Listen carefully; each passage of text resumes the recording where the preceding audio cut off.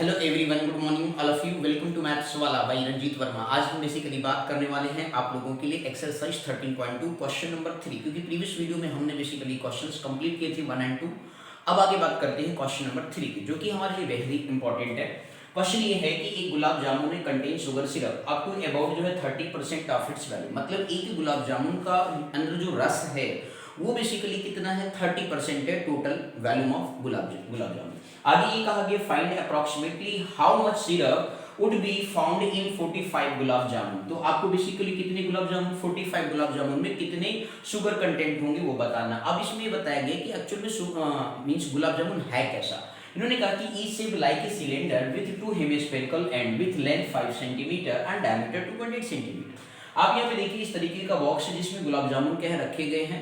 तो हमें निकालना है कि total quantity of gulab jamun मतलब total quantity of sugar syrup कितना होगा, ये हमें फाइंड आउट करना है। ओके, 45 गुलाब जामुन के अंदर। तो सबसे पहले आपको क्या करना होगा, इसका डायमेंशन निकालना होगा। जरा ध्यान दीजिए, एक गुलाब जामुन बेसिकली बना लेते हैं, उसके एंड पोर्शन पे हेमिस्फेरिकल कर देते हैं, जिसका डायमीटर आपको दे रखा है 2.8 सेंटीमीटर। तो ये डायमीटर हो गया मेरे भैया लोग। तो डायमीटर आप यहाँ से रेडियस निकाल देंगे, जिससे कि हमें लेंथ ऑफ सिलेंडर आ जाएगा बेसिकली, है ना। टोटल आपको लेंथ दे रखा है सर जी 5 सेंटीमीटर दे रखा है, ये आपको ध्यान रखना है। तो आप यहाँ पे लिखेंगे सॉल्यूशन में, ध्यान से समझिएगा मेरे भाई लोग। आप यहाँ पे क्या लिखेंगे, यहाँ पे आप लिखेंगे मींस रेडियस ऑफ जो है radius of hemisphere find out करेंगे। ध्यान से समझिएगा मेरे भैया लोग।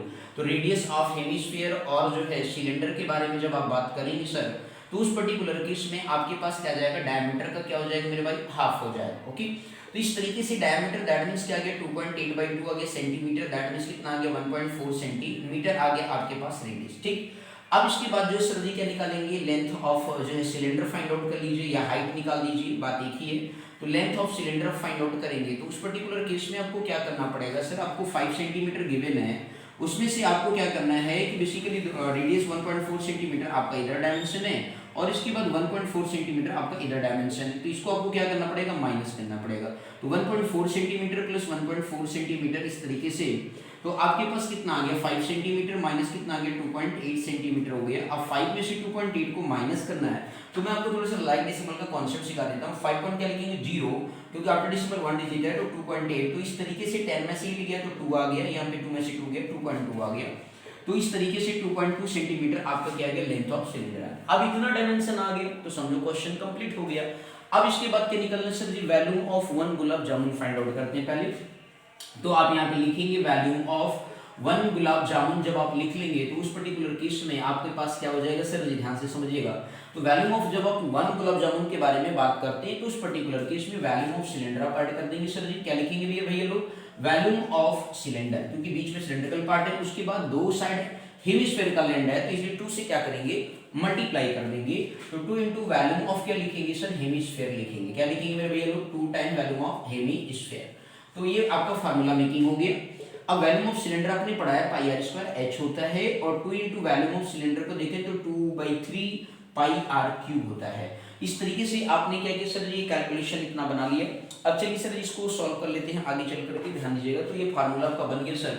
चलिए सर ध्यान से देखिएगा, आगे का पार्ट काफी अच्छा क्वेश्चन है, बस ध्यान से आप देखते रहिए और ये तो सभी को आगे हो गया समझ में। चलिए सर ध्यान दीजिएगा। अब इस तरीके से जो है वैल्यूम ऑफ 1 गुलाब जामुन जब आप फाइंड आउट करेंगे तो आपके पास क्या आएगा, तो वैल्यूम ऑफ 1 गुलाब जामुन, तो इस तरीके से जो है आप यहाँ पे volume of cylinder pi R square, तो पाई की वैल्यू 22 देखिए ध्यान से समझिएगा। और छोटी सी बात, पाई आर स्क्वायर यहाँ पे भी है, पाई आर स्क्वायर यहाँ पे भी है, यहाँ से एक आर रह जाएगा। तो पाई आर स्क्वायर आप क्या कर लीजिए सर, कॉमन कर लीजिए। आपके पास यहाँ पे क्या सर एच है, प्लस आपका कितना हो गया सर जी 2 मींस 2 जाए कितना हो गया मेरे भाई लोग 4 हो गया। तो 4/3 क्या आ गया सर जी, आर आ गया, 4/3 आर, ठीक ना भाई। अब इसके बाद जो सर जी आप जल्दी से सॉल्व करें, 22/7 हो गया। रेडियस आपको दे रखा है 1.4 का स्क्वायर दे रखा है। हाइट आपको निकला है अपनी 2.2 प्लस 4/3 इंटू कितना हो गया सर 1.4 हो गया। सेंटीमीटर का क्या आ जाएगा सर, क्यूब आ जाएगा। बोलो क्लियर है या नहीं। अब इस तरीके से जो है 22/7 कर लिए सर जी, 1.4 है तो इसका मतलब 1.4 इंटू 1.4 कर लो, ठीक। अब ये 2.2 है प्लस आपका 14 का टेबल पढ़ लीजिए, 14 4 जा कितना होता है 56 होता है। इस तरीके से अपन 3 हो गया, सेंटीमीटर का क्या हो गया सर, क्यूब हो गया। तो 22 7 2 जा कितना होता है 14 होता है, डेसिमल लगेगा तो 22 इंटू 0.2 इंटू 1.4 हो गया, मल्टीप्लाई आपका 2.2 हो गया प्लस आपका जो है 3 से डिवाइड करिए, 3 1 जा 3 हो गया, 2 रह गया 26, 3 8 जा 24 हो गया, फिर 20 3 6 जा, तो 1 पॉइंट कितना आ गया 86 आ गया, 6 आता जाएगा, सेंटीमीटर का क्या हो गया सर क्यूब हो गया। इसलिए राउंड ऑफ यहाँ पे ले लेंगे, तो इस तरीके से देखिए 0.2 इंटू 1.4 करेंगे तो 22 इंटू कितना आ जाएगा 0.2 और 1.14 टू जा 28 हो गया, तो ये 0.28 आएगा। मल्टीप्लाई करेंगे सर जी, ध्यान से देखिएगा सर, 2.2 है आपका यहाँ पे, इसे राउंड ऑफ टेक करिए तो 2.2 प्लस आपका क्या हो सकता है 1 पॉइंट है, आप एक जीरो यहाँ पर लगा लीजिए और 87 आप लिख सकते हैं राउंड ऑफ। जब 5 से क्या होता है नंबर बड़ा होता है तो हम क्या कर देते हैं सर जी उसके प्रीसीडिंग नंबर में 1 का इंक्रीमेंट कर देते हैं, ठीक। तो ये आपका क्या आ गया सर सेंटीमीटर क्यूब आ गया।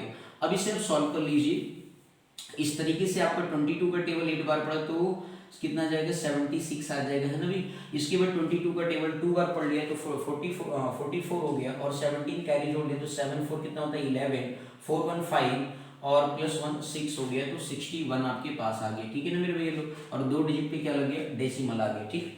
इनटू आपने क्या किया सर यहाँ पे ऐड कर लीजिए, 0 + 7 7 हो गया, 8 2 10 हो गया, और इसके बाद आपका 2 1 3 और ये कितना आ गया 4.07 आ गया, बोलो क्लियर है। 2 1 3 हो गया, 8 2 10 ठीक 4.07, ये आपका क्या बन गया सर सेंटीमीटर क्यूब। अब जो आपके पास आंसर आएगा वो क्या होगा 616 का टेबल, अब 7 बार पढ़ लो तो ये 7 देखिए 6 का टेबल, ठीक है ध्यान से समझिएगा, 6.16 इंटू 4 कितना आ गया 07 आ गया, ठीक। तो 407 का टेबल पढ़ लेते ज्यादा आसान होगा। तो 407 का टेबल आफ्टर डेसिमल 2 डिजिट है, आफ्टर डेसिमल 2 डिजिट है, मतलब कि जो मल्टीप्लाई करने के बाद आपको डिजिट ऑब्टेन होंगे, मतलब वैल्यू ऑब्टेन होगी उसमें 4 डिजिट पे राइट साइड से क्या लगेगा डेसिमल लग जाएगा, ठीक। तो 407 का टेबल 6 बार करेंगे तो आपका कितना हो गया 4 6 2400 हो गया, 7 6 कितना होता है 42 होता है, तो 2400 आपका कितना आ गया 42 आ गया, तो आप यहाँ 2 लिख लेंगे।